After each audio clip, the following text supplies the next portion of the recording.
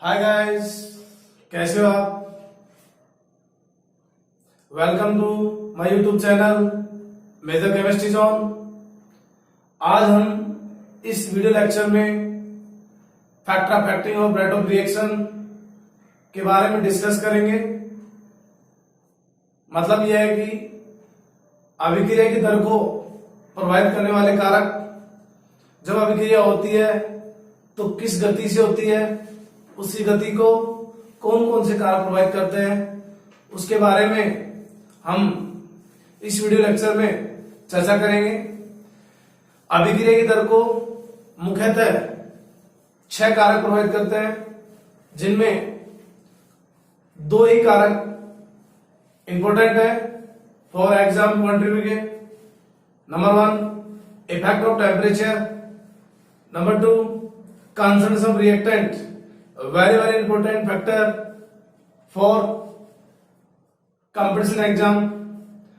Other factor, nature of reactant, intensity of light and state of reactant, और last effect of catalyst.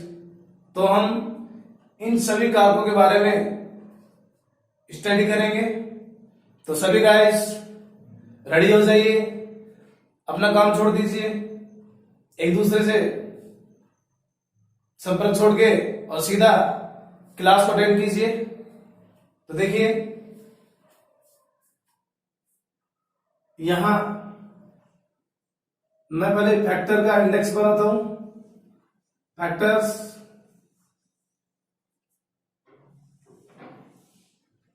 Number 1 temperature, number 1 temperature,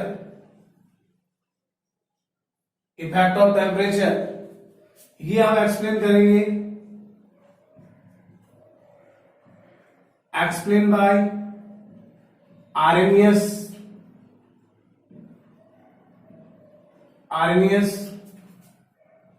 theory. आऊंगा मैं इस पे, बहुत famous है chemical में, वेरी इजी और फेमस। यहां से क्वेश्चन हर बार आते रहते हैं। Second factor, concentration of reactant. इसके बारे में हम पहले से पढ़ चुके हैं। ये एक्सप्लेन किया जाएगा explain by rate law. Rate law क्या कहता है, किसी भी रिएक्शन के लिए रेट ऑफ रिएक्शन रिएक्टेंट की कंसंट्रेशन के डायरेक्टली प्रोपोर्शनल टू होता है। Factor number 3 effect of catalyst. Mostly catalyst, that means 95 cases catalyst rate of reaction को इंक्रीज करता है। वो किस प्रकार से करता है हम देखेंगे। Next, nature of reactant,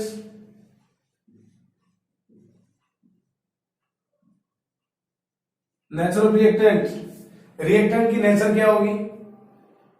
reactant molecule जो होंगे वो मल्टीपल बॉन्ड होंगे या फिर मोनो, किस वैरायटी के होंगे, उनकी संख्या क्या होगी, या फिर होमोजीनियस होंगे या फिर हेट्रोजीनियस होंगे, या फिर रिएक्टेंट का नेचर आयनिक होगा या फिर कोवलेंट होगा।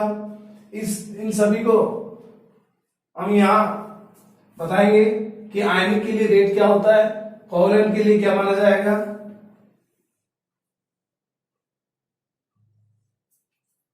Intensity of light, intensity of light, light का इंटेंसिटी दैट मीन्स प्रकाश की तीव्रता, इस पे भी रेट डिपेंड करता है। और लास्ट स्टेट ऑफ मैटर या state of reactant, state of reactant. Reactant का स्टेट क्या होगा? गैसेस होगा, लिक्विड होगा या सॉलिड होगा। आपको सभी को पता है gases molecule are more reactive compare to liquid and solid because the interaction force is very weaker in gaseous molecule and show high kinetic energy and show randomly motion। तो सभी गाइस ये जो इंडेक्स में आपको 6 factor दिए हुए हैं, इनमें से हम ज्यादा फोकस इफेक्ट ऑफ टेम्परेचर और effect of concentration of reactants पे करेंगे। बाकी तो नॉर्मल फैक्टर है। इफेक्ट ऑफ कैटलिस्ट का एक्सप्लेन करेंगे बाय ग्राफ और इफेक्ट ऑफ टेम्परेचर का स्टडी अलग से करेंगे जो कि आरबीएस थ्योरी में आएगा। आगे आऊंगा मैं इस पे कि कैसे क्या है। बहुत फेमस थ्योरी है कि रेट कांस्टेंट कैसे टेम्परेचर पे डिपेंड करता है, ये आरबीएस बताएगा आपको। तो आप इसका स्क्रीनशॉट ले सकते हैं। तो आइए अब हम इफेक्ट ऑफ टेम्परेचर पर डिस्कस करेंगे।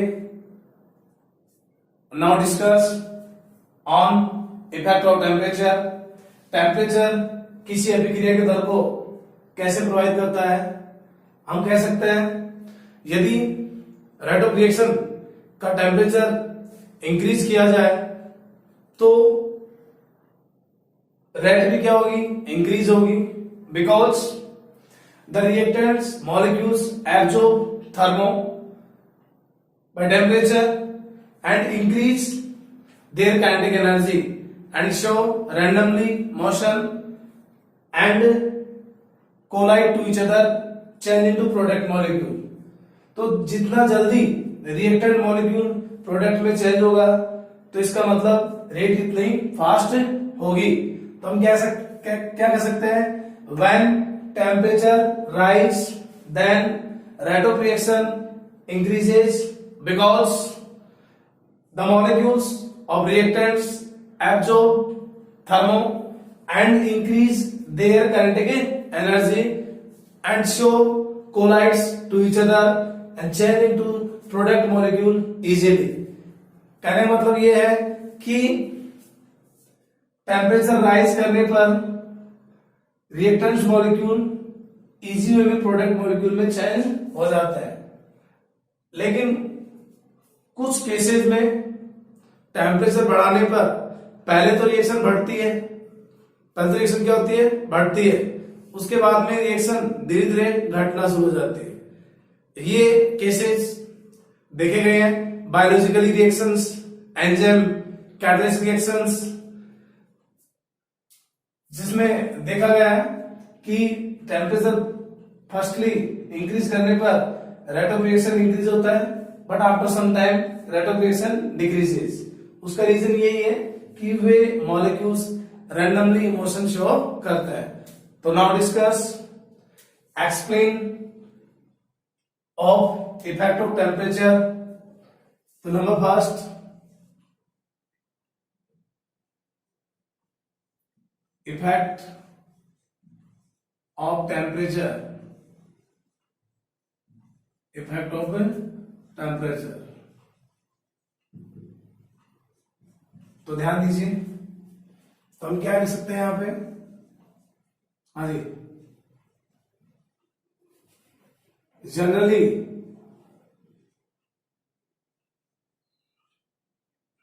when temperature increase, then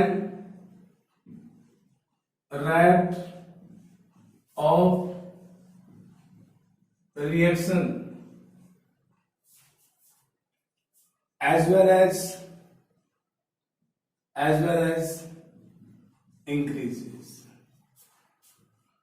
for 90% cases, for 90% cases, sorry, in 90% cases। Second, but in some cases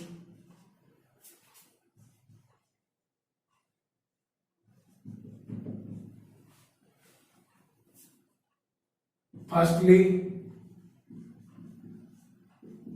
increase rate with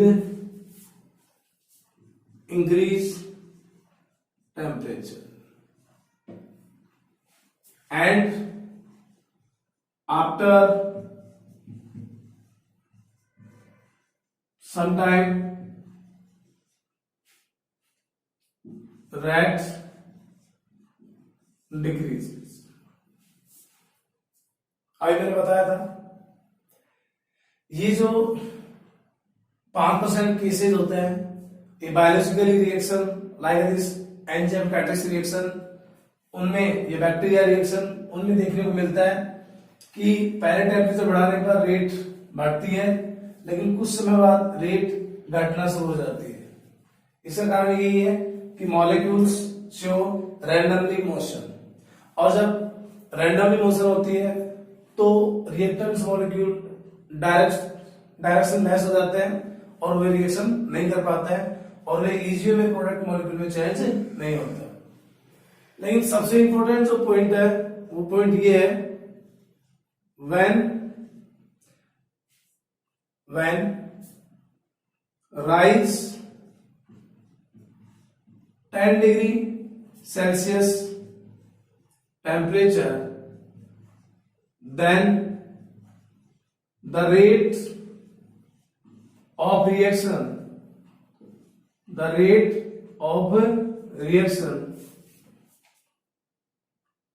is 2 and 3 times. The rate 2 times या 3 times हो जाता है जब टेम्परेचर 10 डिग्री सेल्सियस राइज किया जाता है।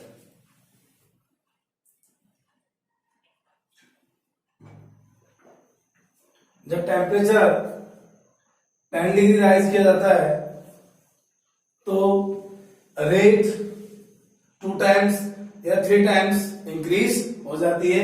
Very very important, इस point से आपके एग्जाम में कुछ न्यूमेरिकल पुट किए जाते हैं जो कि हम आज उनको डिस्कस करेंगे कि कैसे एग्जाम में पुट किए जाते हैं।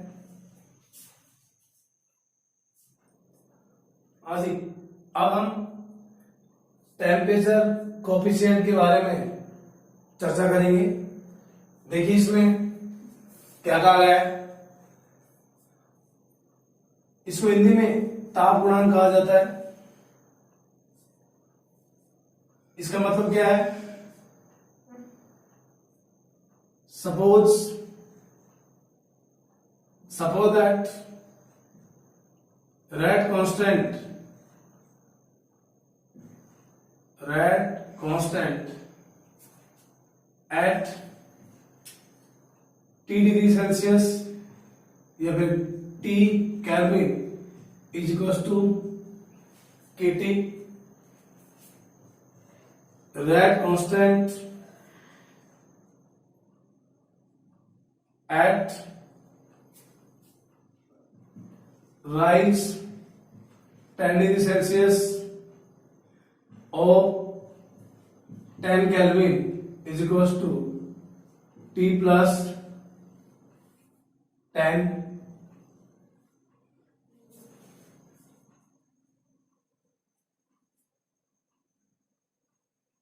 तो हम क्या लिख सकते हैं, temperature coefficient is equal to KT plus 10 divide by KT approximately 2 times 3 times is equals to x। तो ध्यान दें, टेम्परेचर कोफिशिएंट क्या कहता है, the ratio between rate constant red constant at T Kelvin and T plus 10 Kelvin degree Celsius is known as temperature coefficient. क्या मतलब क्या है, यहां दर स्थिरांक T डिग्री सेल्सियस पे KT है, यहां पर दर स्थिरांक जब 10 डिग्री सेल्सियस या केल्विन राइज किया जाता है टेम्परेचर तो K T प्लस 10 है। That means rate constant at T degree Celsius, rate constant at rise 10 degree Celsius, ये मैंने आपको यहां बता दिया है।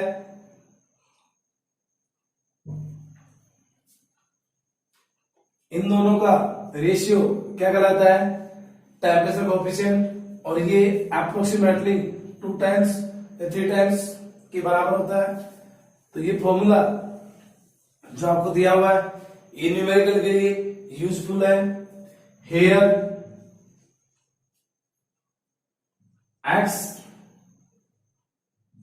x is equals to temperature coefficient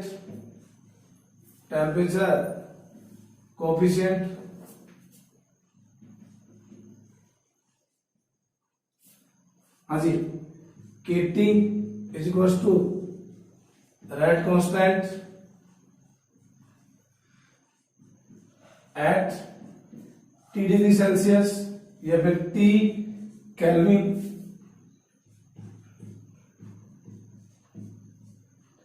rate constant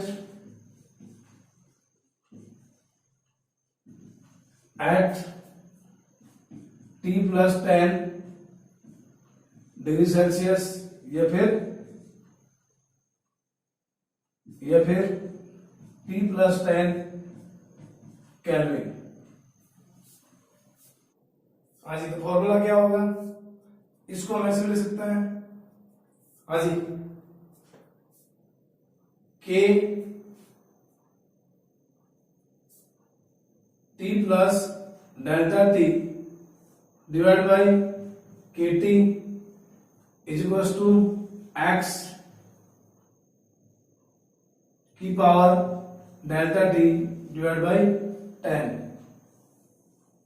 इस फॉर्मूले की सहायता से आप न्यूमेरिकल सोल्व करेंगे।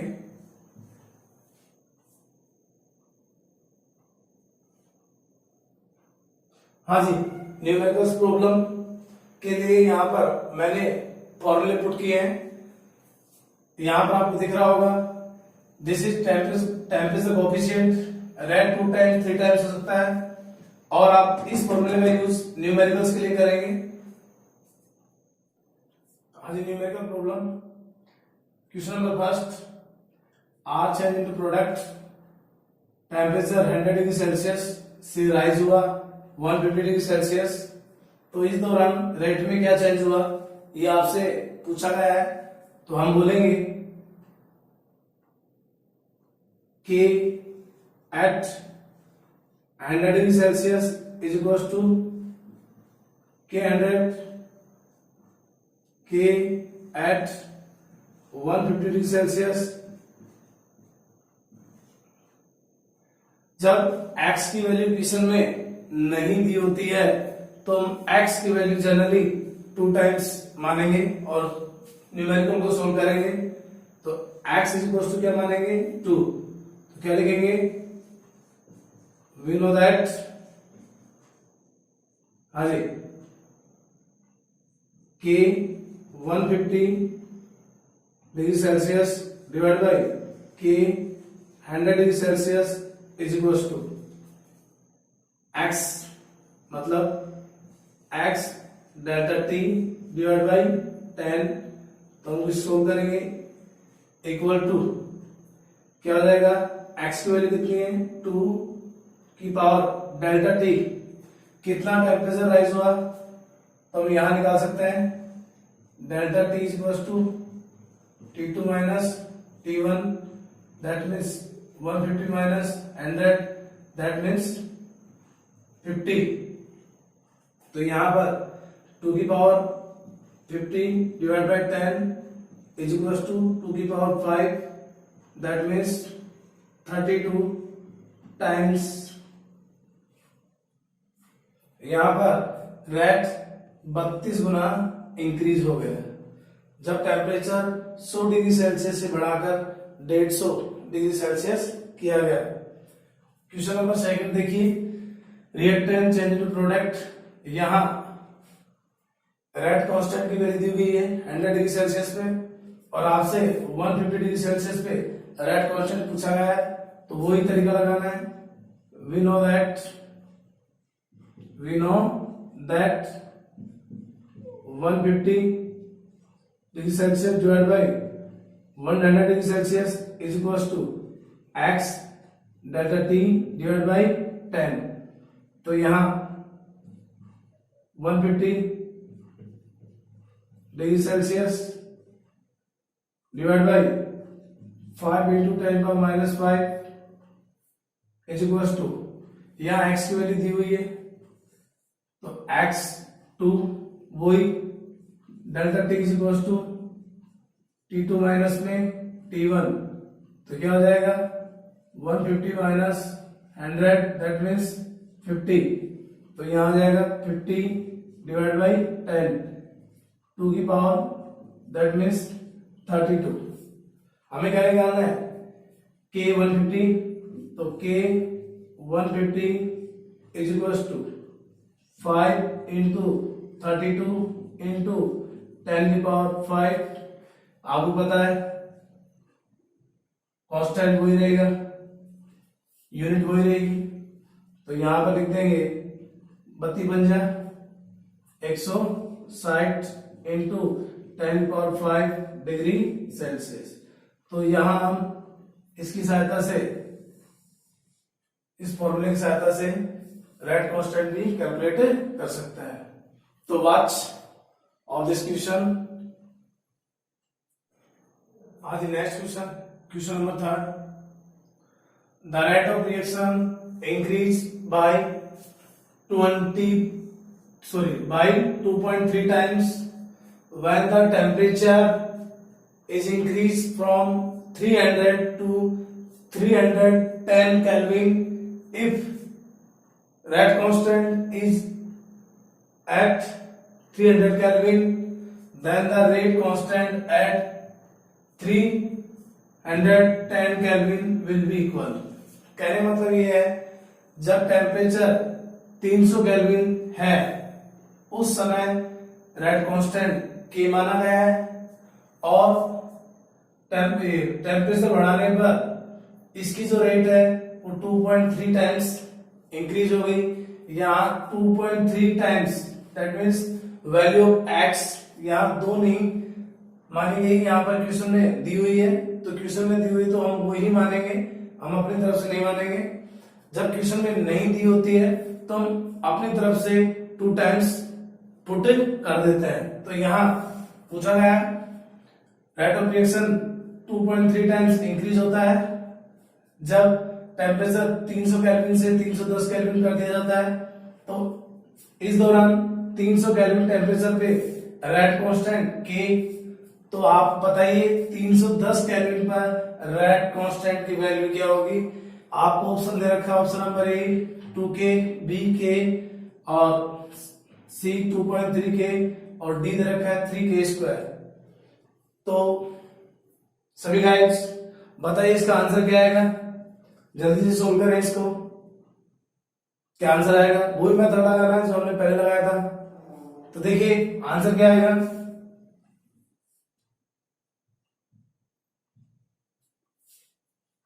आदि वही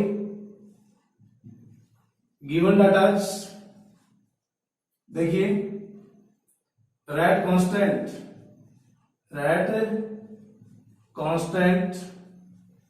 eight 300 Kelvin is equal to के।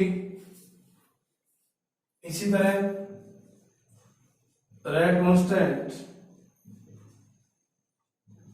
Eight 310 Kelvin is equal to question mark, और x का वैल्यू दिया हुआ है 2.3 times. Change in temperature delta T is equal to T2 minus T1, तो क्या हो जाएगा? हाँ जी, 310 माइनस 300 इज इक्वल टू 10, तो डेल्टा टी की वैल्यू कितनी आ गई? 10। तो वही फॉर्मूला लगाना है, वी नो दैट, हाँ जी, फॉर्मूला क्या है? तो फॉर्मूला देखिए क्या है, के, हाँ जी, 310 divide by 300 is equal to X delta T divide by 10। तो यहां पर 310 का तो हमें क्या करना है? कैलकुलेट करना है। इसका कितना दे रखा है? के। एक्स कितना दे रखा है? 2.3, delta T 10 divide by 10, that means T 310 Kelvin is equal to 2.3 K. Cut हो जाएगा ऐसे।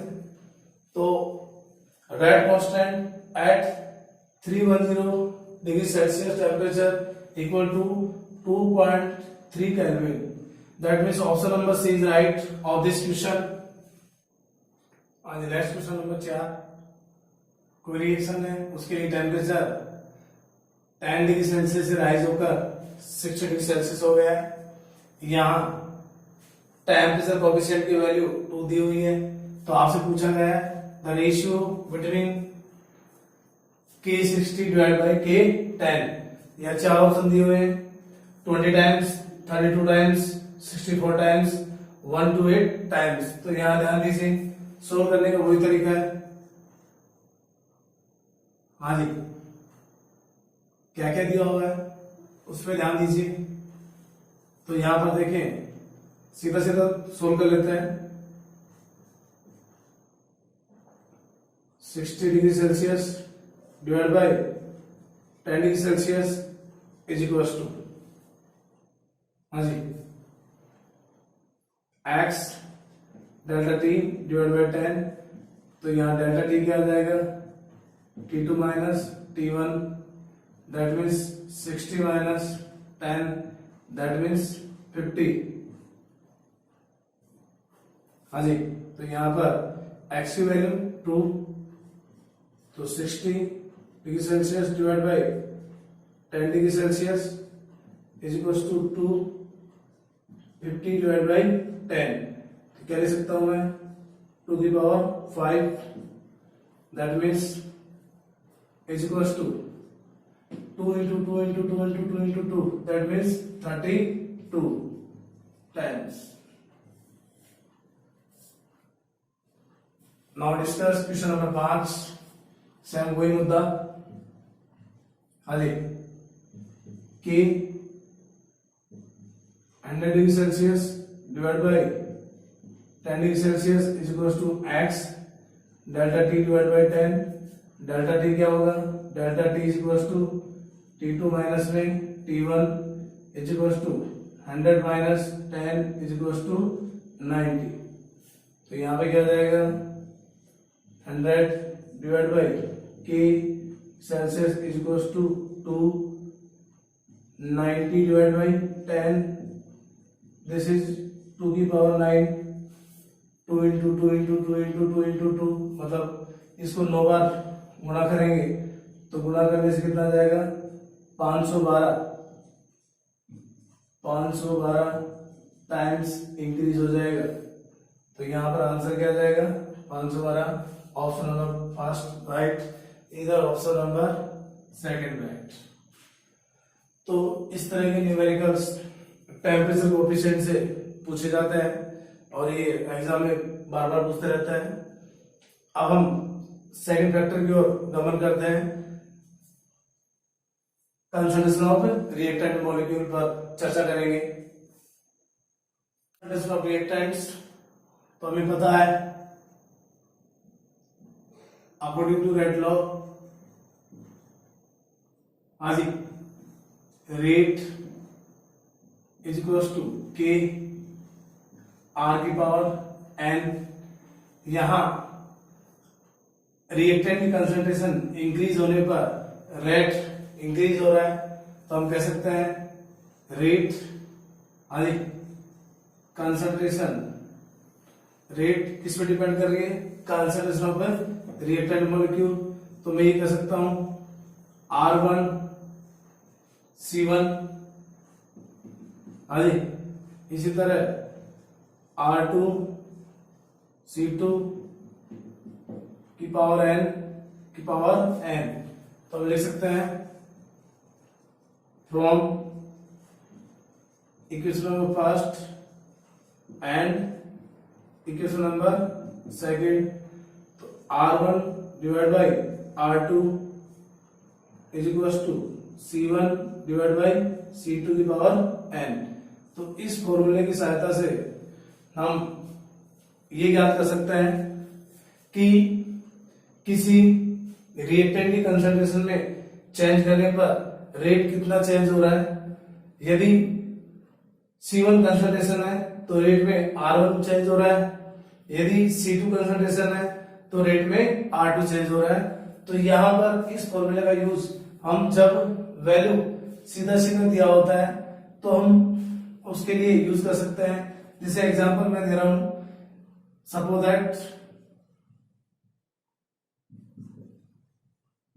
दैट R1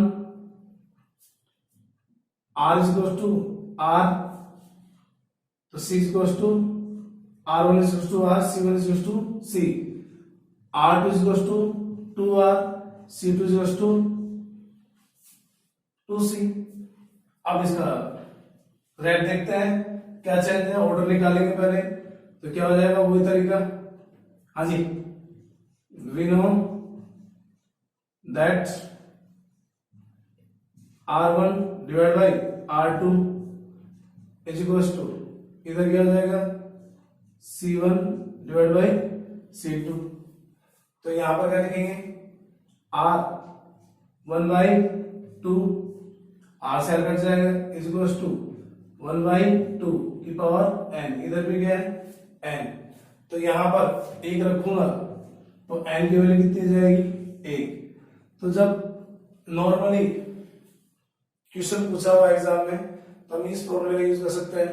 और हमने इससे पहले रेट लॉ से रिलेटेड क्वेश्चन, सारे क्वेश्चन के न्यूमेरिकल्स सोल्व किए थे पार्ट नंबर 3, 4, 5 में।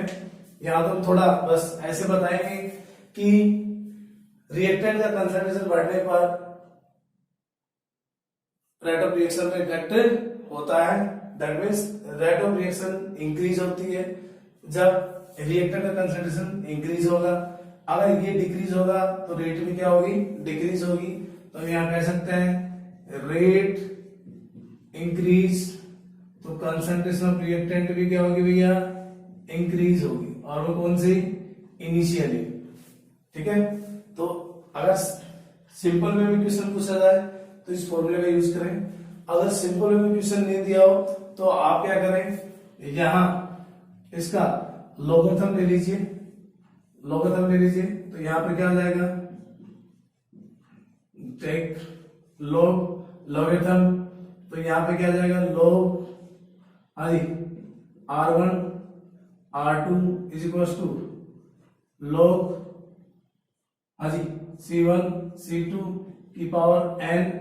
तो यहां लिख सकते हैं log R1 R2 is equal to log C1 बटे में C2। तो मैं यह लिख सकता हूं n is equal to log R1 divide by R2 log C2 divide by, तो यहां पे जाएगा n is equal to log R1 minus में log R2 log C1 minus में लॉग C2। तो इस फॉर्मूले की सहायता से आप ऑर्डर कैलकुलेट कर सकते हैं। तो यहां वापस देखिए, अगर सिंपल वे में नहीं दे रखा हो, केस ये हो, मान लीजिए 3/2 और इधर हो 4/3, तो फिर हम इसको कैसे सेट करें, यहाँ तो कोई सेट हो ही नहीं रहा।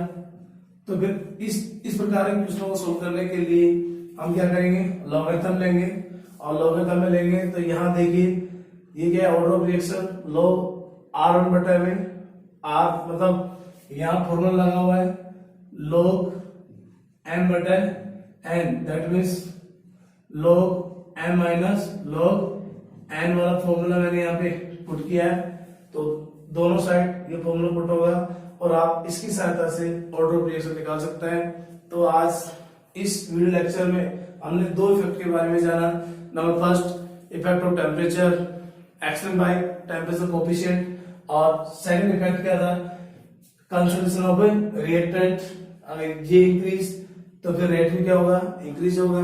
तो सभी गाइस हमारी वीडियो को वॉच करें और जहां आपको अच्छा लगे कमेंट करें, ठीक है, और जहां कमी लगे वहां बोलें कि सर इसमें और कुछ ऐड किया जाए जिससे कि हमें और तैयारी करने का मौका मिले।